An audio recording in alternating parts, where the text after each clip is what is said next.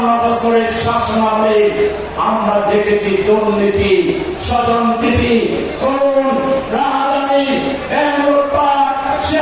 কেলেঙ্কারি। আমরা দেখেছি মানুষের উপরে জুলুম, নির্যাতন, আয়না করে নিয়ে মানুষকে কিভাবে ধীরে ধীরে দুর্বিষহ জীবনযাপন করতে বাধ্য করা হয়েছে। আমরা সেটা প্রত্যক্ষ করেছি।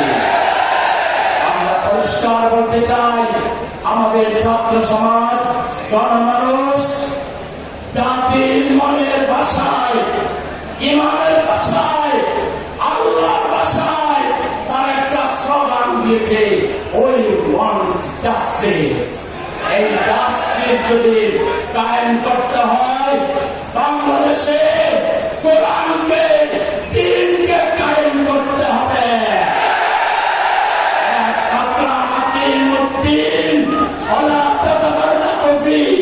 এর ভিত্তিতে 18 কোটি মানুষ আমরা যদি ঐক্যবদ্ধ হতে পারি, বাংলাদেশের উপর আর কেউ দাদাগিরি করতে পারবে না। কোরআনের সমাজ যদি প্রতিষ্ঠা করতে হয়, তাহলে আমাদেরকে তার পদ্ধতি আমাদেরকে শিখতে হবে মুহাম্মদ রাসূলুল্লাহ সাল্লাল্লাহু আলাইহি সাল্লামের জীবন থেকে। লাকাদ কানা লাকুম ফি রাসূলিল্লাহি উসওয়াতুন হাসানাহ। আল্লাহর রাসূল যদি নিকৃষ্ট একটা জাতিকে কোরআন দিয়ে, তার জীবন চরিত্র দিয়ে সংশোধন করতে পারেন, তাহলে যে দেশের 90% উপরে মানুষ মুসলমান, যে দেশের মানুষ ফজরের আযান শুনে ঘুম থেকে উঠে চা নাস্তাকে তারা হাল চাষ করতে যায়, তারা ব্যবসা বাণিজ্য করতে যায়, আবার এশার আযান শুনে নামাজ পড়ে তারা ঘুমাতে যায়, যে দেশের মানুষ আল্লাহকে বিশ্বাস করে আল্লাহর বিরুদ্ধে কেউ কটূক্তি করলে গোটা জাতি চলে উঠে, যে জাতি রাসূলকে নেতা মানে, যে বাংলাদেশের রাজধানীকে বলা হয় মসজিদের শহর, মসজিদের নগরী, সেই বাংলাদেশকে গঠন করার জন্য আমাদের 20 দফা, 30 দফা, 50 দফা লাগবে না। আসুন আল্লাহর ভাষায় ওয়া'তাসিমু বিহাবলিল্লাহি জামিআন ওয়া লা তাফাররাকু। 18 কোটি মানুষ কোরআনের ভিত্তিতে, ইসলামের ভিত্তিতে আমরা ঐক্যবদ্ধ হই। বাংলাদেশের সমস্যা সমাধানে মাত্র 5 বছর লাগবে।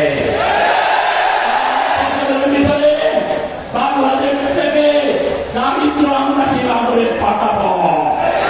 5 বছর লাগবে না, 2 বছরের ভিতরে সন্ত্রাসীদেরকে সন্ত্রাসের অস্ত্র পায়ের নিচে বাধ্য করবো।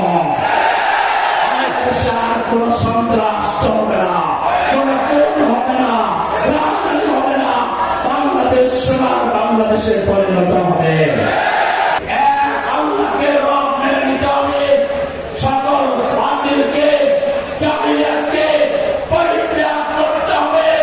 এর মধ্যে মানবতার মুক্তি, এটা তিনি তার কাজে প্রমাণ করেছিলেন। মক্কার 13 বছর তিনি দাওয়াতের আল্লাহর কাজ করেছেন, শাহাদাত আল-নাসের কাজ করেছেন, মানুষ তৈরির কাজ করেছেন। এক পর্যায়ে আল্লাহর নির্দেশে তিনি মদিনায় হিজরত করে মাত্র 313 জন কম বেশি সাহাবী নিয়ে মদিনায় কোরআন দিয়ে একটি রাষ্ট্র কায়েম করেছেন, যে রাষ্ট্রে কোনো চুরি ছিল না, ডাকাতি ছিল না, বেহায়াপনা ছিল না, অশ্লীলতা ছিল না। সেখানে শিশুর অধিকার রক্ষা হয়েছিল, নারীর অধিকার প্রতিষ্ঠা করা হয়েছিল, যুবকের অধিকার প্রতিষ্ঠা করা হয়েছিল। প্রত্যেকটা নাগরিক সেখানে সুবিচার পেয়েছিল। মদিনা রাষ্ট্র নামে তিনি রাষ্ট্র কায়েম করেছিলেন। আজ অবধি তার সমতুল্য কোন রাষ্ট্র পৃথিবীতে কায়েম হয়নি।